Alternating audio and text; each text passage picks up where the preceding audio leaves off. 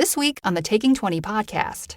They bit the wizard last round, but the paladin just sank a spear into their flank, so they turned to face the heavily armed paladin.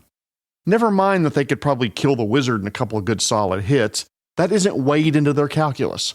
The thing behind them made them go ouchie, so thing behind them needs to feel ouchie back.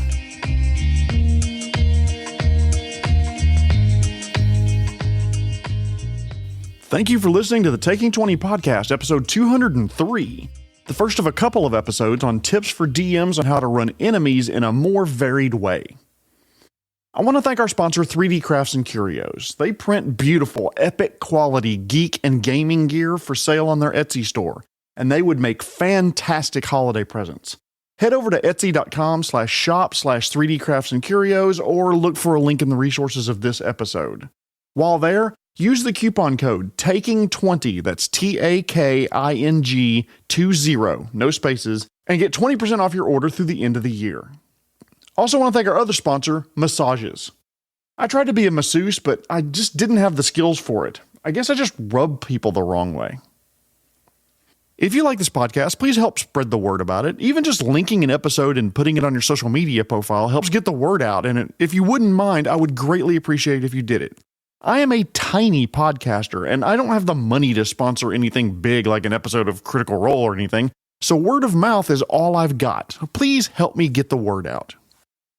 A listener called attention to the fact that I've been using a word with a double meaning that I didn't intend.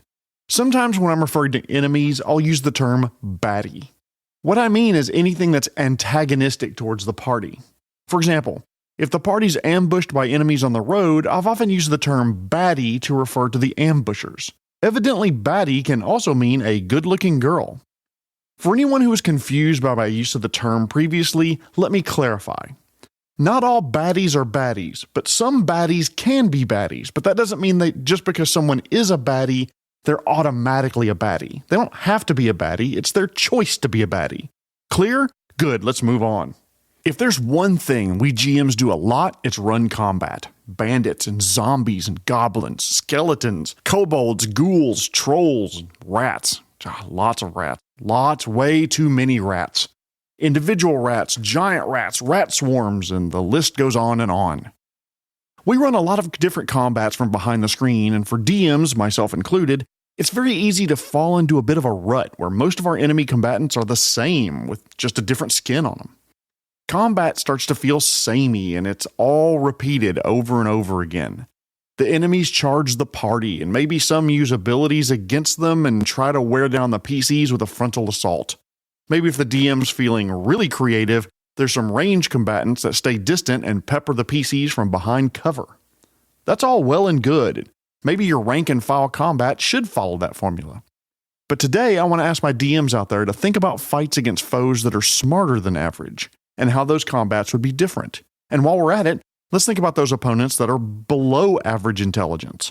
Wouldn't those foes fight a little differently as well? Wouldn't the smarter combatants use good tactics against the PCs, or at least better than average? I think they should, and I have some ideas on how you can make that happen. I've mentioned it before, and I'm sure I'll mention it again, but one of the best sources for monster tactics is the blog themonstersknow.com.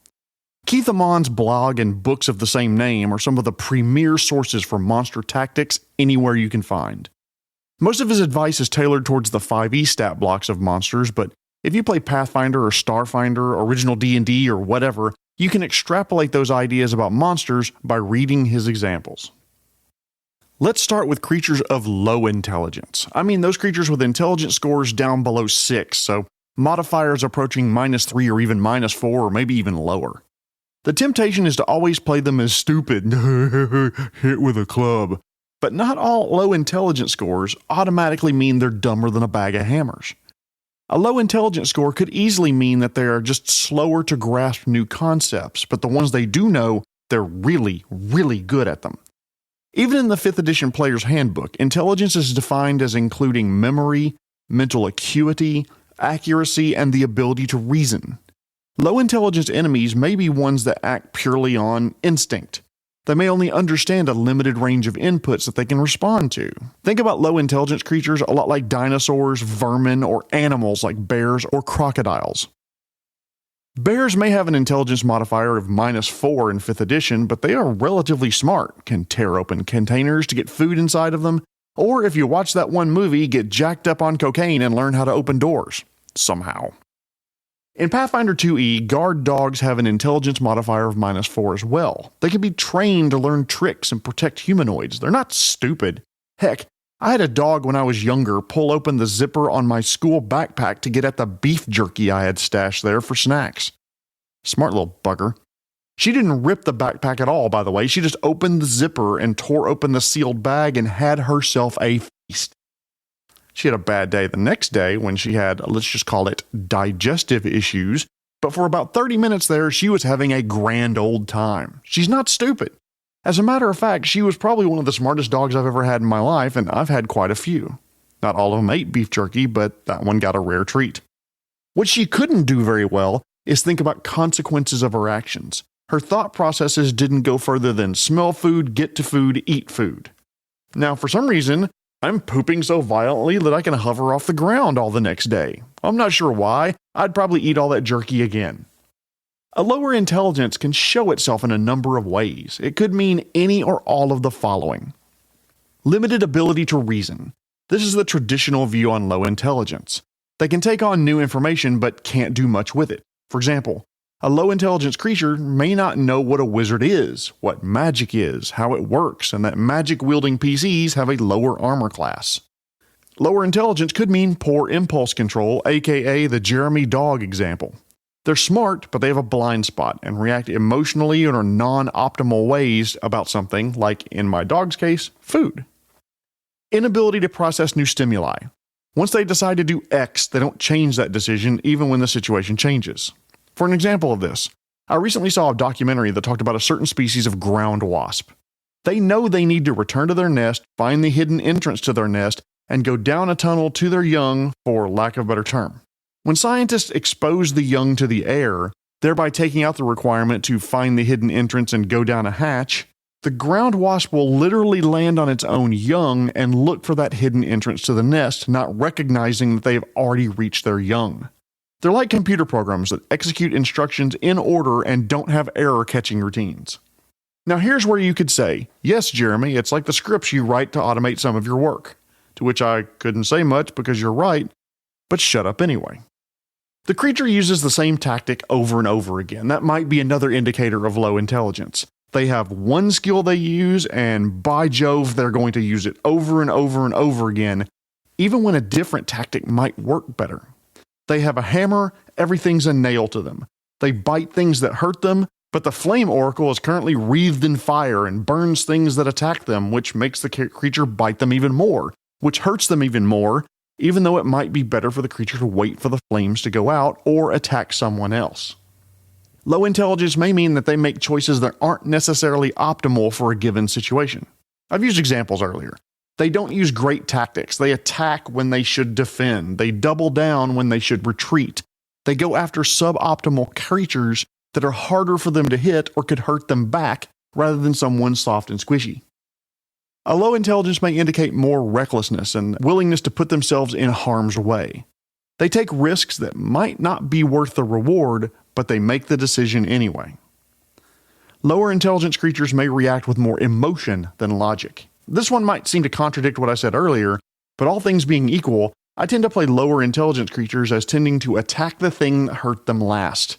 They bit the wizard last round, but the paladin just sank a spear into their flank, so they turned to face the heavily armed paladin.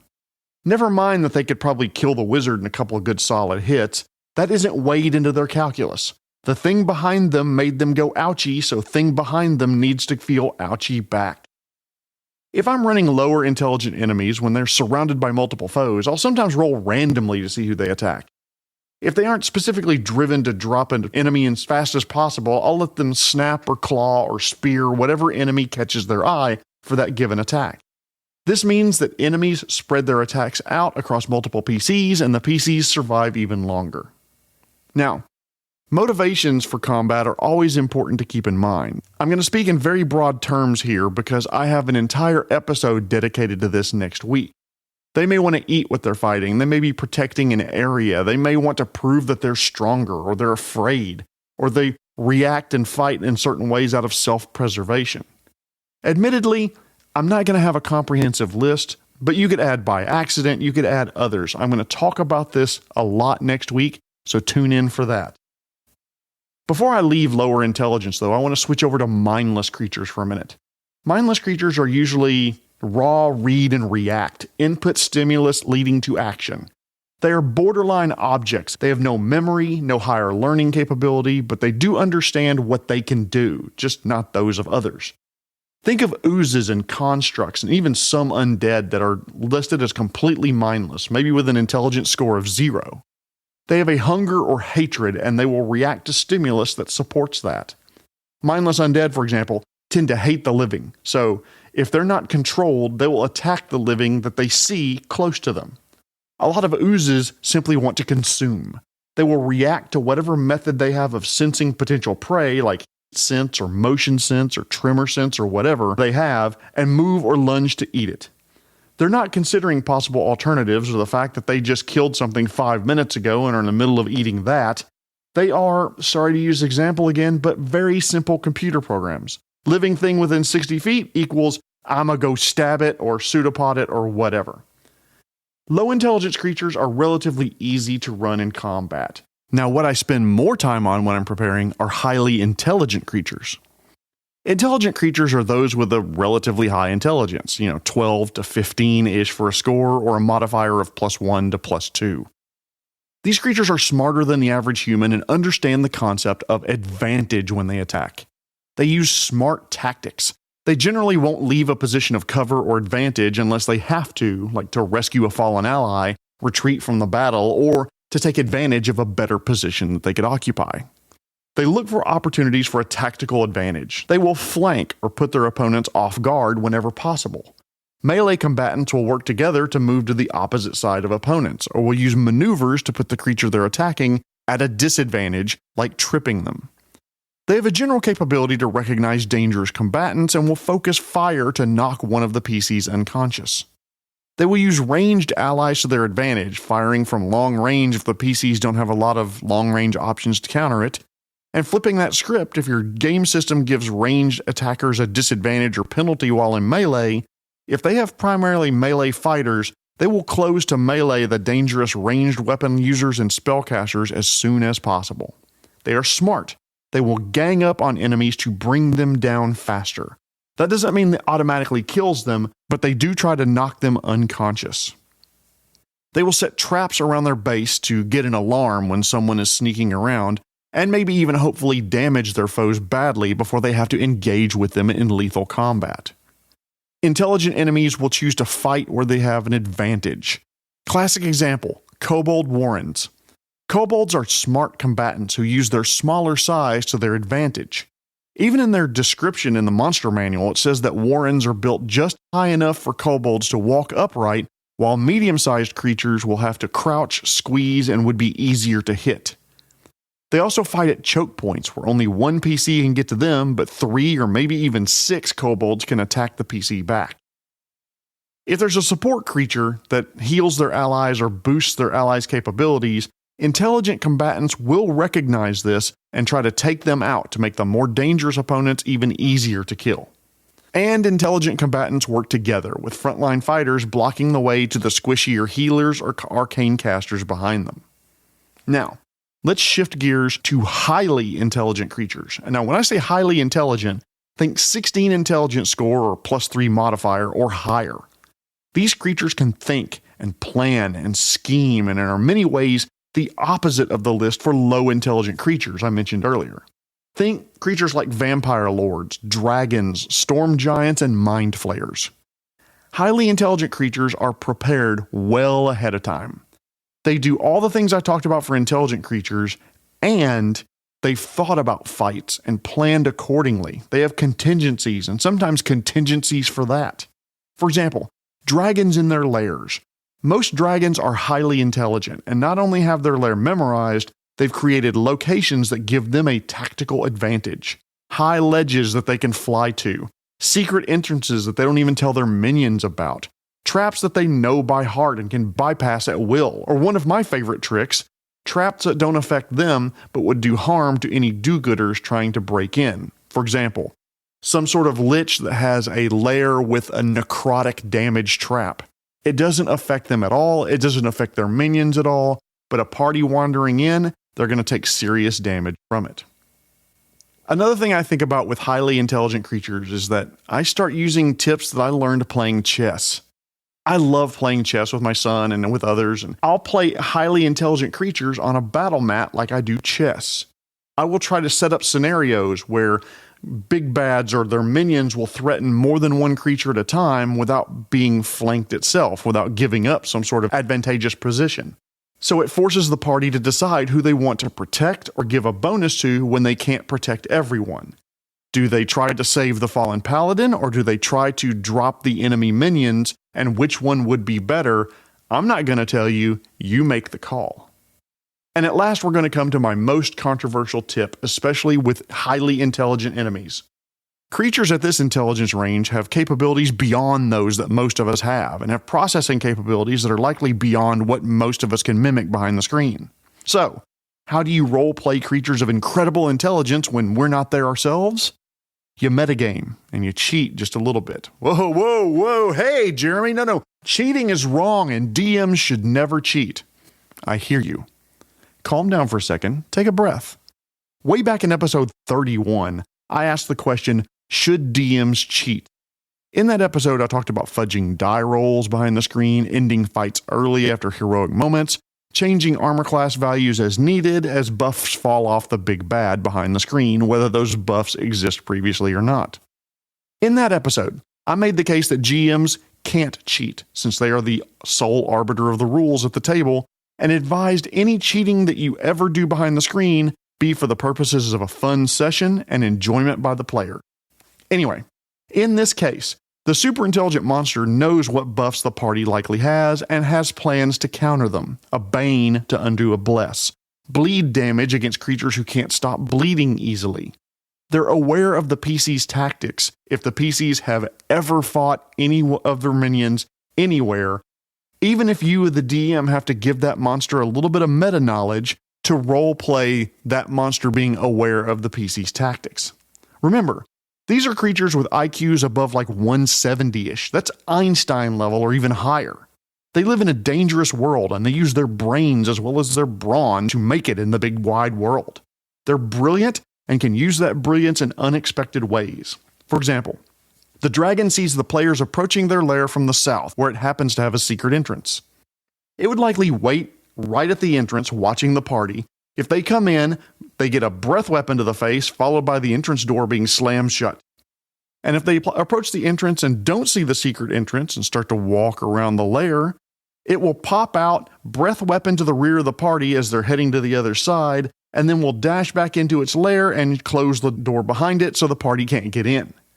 They will be prepared for magic-using creatures, will definitely take out the healer if they can, and will try to make sure if they're going to be hit with a fireball, so will one of the other party members. And if the wizard has the ability to shape their spells so it won't hit that party member, well, wizards don't have a great armor class, and they taste really good with just a little barbecue sauce. Highly intelligent creatures will use environment, situation, and abilities to their greatest advantage. If you are running highly intelligent creatures to the point where one of your players says, "This almost feels unfair," you may be running it about right.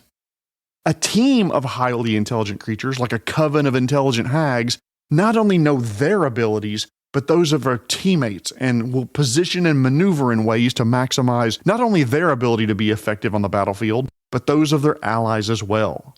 Keith Amon of the amazing blog The Monsters Know What They're Doing has a great article on intelligent monster tactics. I've put a link to it in the resources for the episode.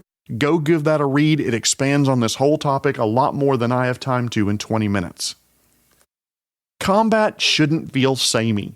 Fighting a Mind Flayer and fighting a Minotaur should feel like vastly different fights. One of the ways you can vary your combat is the way you handle smart creatures and dumber creatures.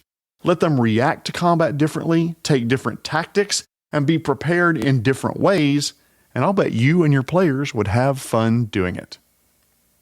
Do you like this podcast? I really hope so. And if you do, please tell your friends about it or help me spread the word on social media. Don't forget to use the coupon code TAKING20 at the 3D Crafts and Curio Etsy shop for 20% off your entire order. The link's in the resources, or go to Etsy.com and search for 3D Crafts and Curios. Tune in next week when I'm going to continue my thoughts on enemy tactics, this time talking about how enemy motivation can dramatically affect the way the combat flows and ends. But before I go, I want to thank this week's sponsor, massages. I love going to get a massage from a professional. It's nice to feel needed. I know it's a bad joke and I apologize. I couldn't find a happy ending joke. This has been episode 203, The Differences in Running Smart and Dumb Enemies. My name is Jeremy Shelley, and I hope that your next game is your best game. The Taking 20 podcast is a Publishing Cube media production. Copyright 2023. References to game system content are copyright their respective publishers.